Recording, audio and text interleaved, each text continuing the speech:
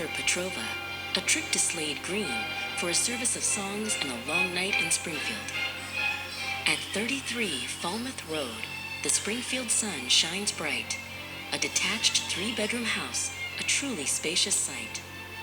The Petrovas maintain this home with Balkan ornaments rare.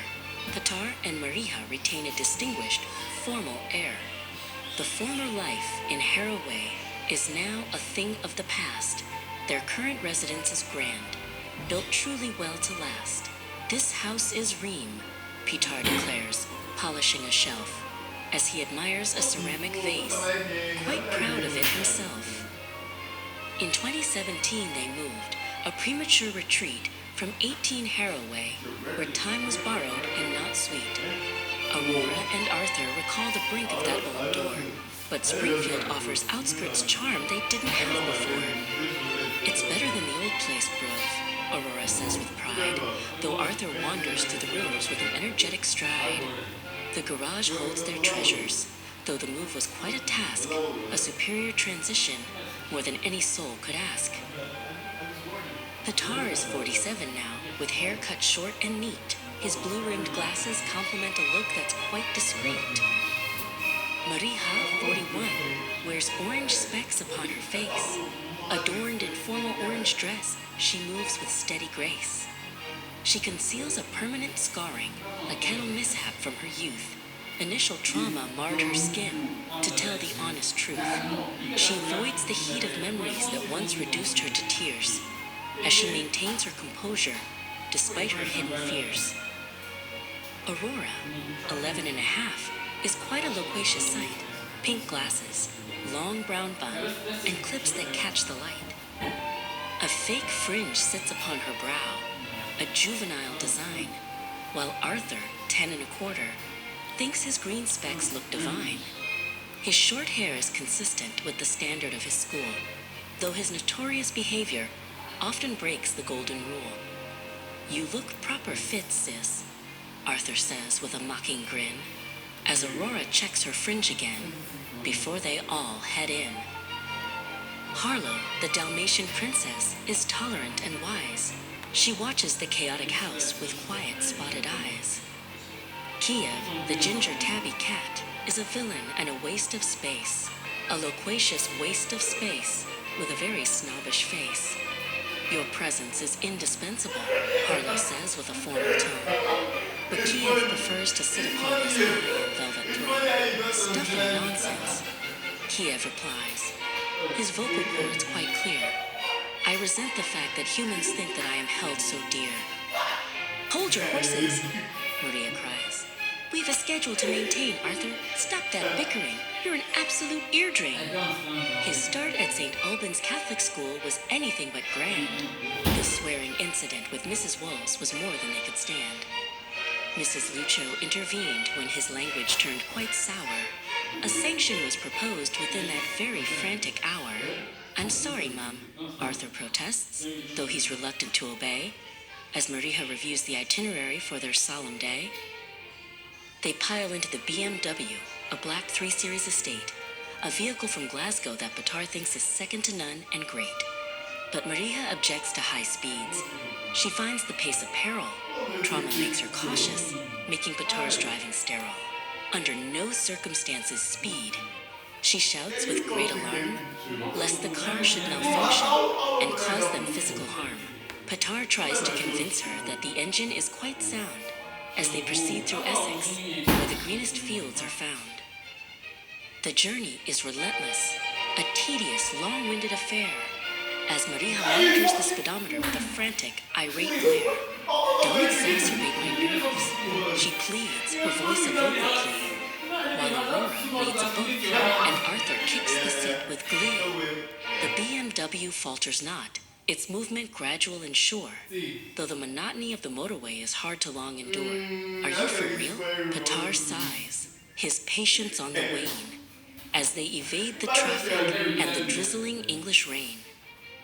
At Slade Green and Howberry, the community is at capacity today to remember Miriam Hiroshima, who has sadly passed away. She died in Iran, aged 62, a deaconess of fame, and multinational guests arrive to honor her dear name. Wade Pearson greets them at the door with a Durham accent thick.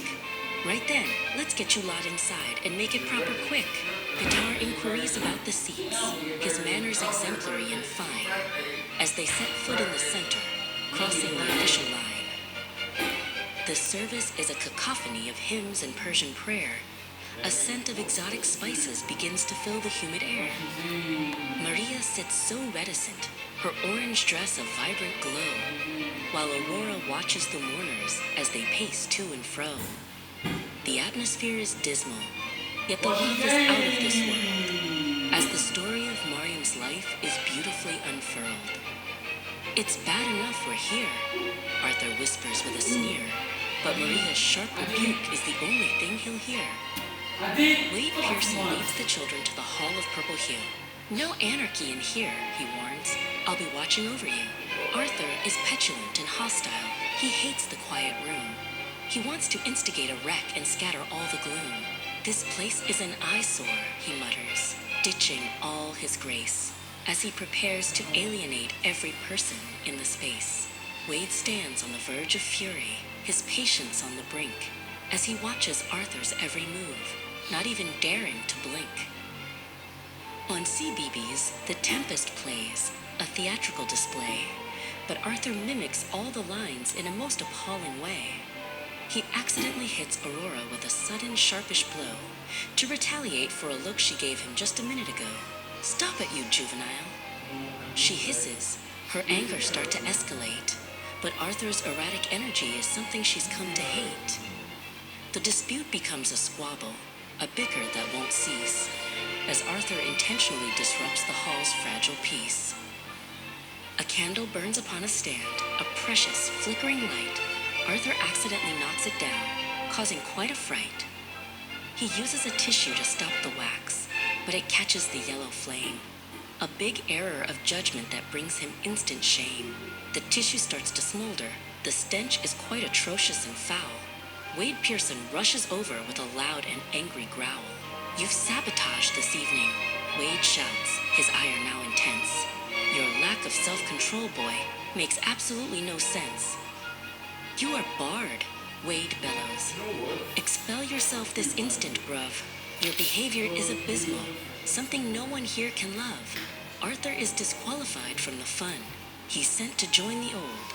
His face is crestfallen and red, as his narrative is told. He is prohibited from staying. His presence is revoked. The fire he started, accidentally, has Wade Pearson truly stoked. Get out to your parents, Wade commands, and take your mischief too, as Arthur walks the hall of shame with nothing else to do. The food is a feast of nations, a truly superior spread. Aurora eyes the Chinese noodles and the heaps of crusty bread. Roxy Sanchez brings paella, a dish of Spanish gold, but Aurora's plate is at capacity, a sight to truly behold. That's a bit excessive, isn't it? Roxy asks with a laugh, as Aurora consumes a mountain of food on behalf of the staff. The variety is variable, from spicy rice to sweet, a multinational banquet that is quite an incredible treat. Aurora overlooks her limits. She wants to eat it all, from the savory spring rolls to the spicy meatball. Less is more, Roxy suggests, but her words fall on deaf ears, as Aurora tackles the buffet, ignoring all her fears. She wishes to obliterate the hunger in her gut. Her mouth is never vacant, and her jaw is never shut. This paella is lackluster, Aurora says, quite bold, while Roxy thinks Aurora's manners are becoming quite cold. To make matters worse, a gingerbread house stands on the side, a sugary construction where the sweets and icing hide. Aurora accidentally, on purpose, eats the whole entire thing. The sugar rush she experiences makes her internal organs sing. But soon the ecstasy fades, and the bellyache begins to grow, as the ginger and the syrup start to move quite slow.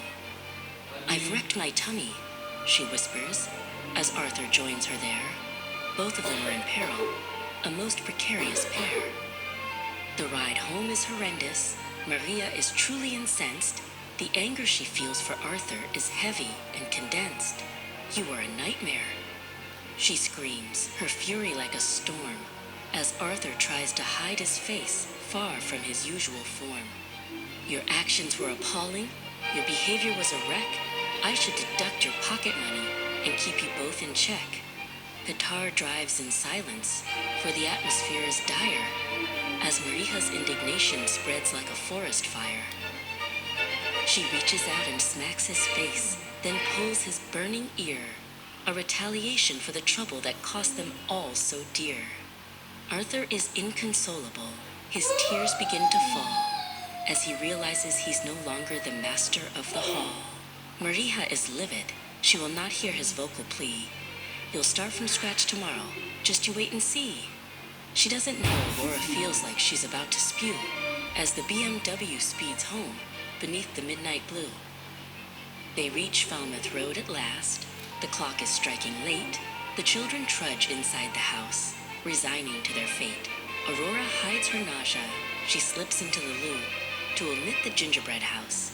It's the only thing to do. The stench is quite offensive, but she cleans it all away, hoping to elude the consequences of her greedy day. Arthur sulks in silence. His ear is glowing red, as they are both commanded to go straight away to bed. At midnight, the house is quiet, or so the parents think, but in the children's bedrooms, there's a light that doesn't blink. They are on their laptops, a virtual escape they seek. Despite the day's disasters and the outlook being bleak, Aurora is on word, her fingers moving with a clack, while Arthur watches videos. There is no turning back.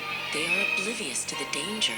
They think they are unseen, as they bathe in the blue radiance of the glowing computer screen. Arthur watches How to Basic, where eggs are smashed in heaps.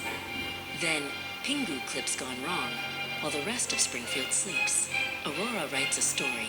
Her vocabulary is grand, describing distant galaxies and a far-off magic land. It's the antithesis of sleeping, a late-night rebel act, a breach of parental trust, a very simple fact. The monotony of the night is broken by the clicks as they engage in digital and naughty little tricks. Suddenly, the door swings wide, the hall light floods the room. Petar and Maria stand there like harbingers of doom. Caught red-handed, Petar cries, his blue glasses all aglare.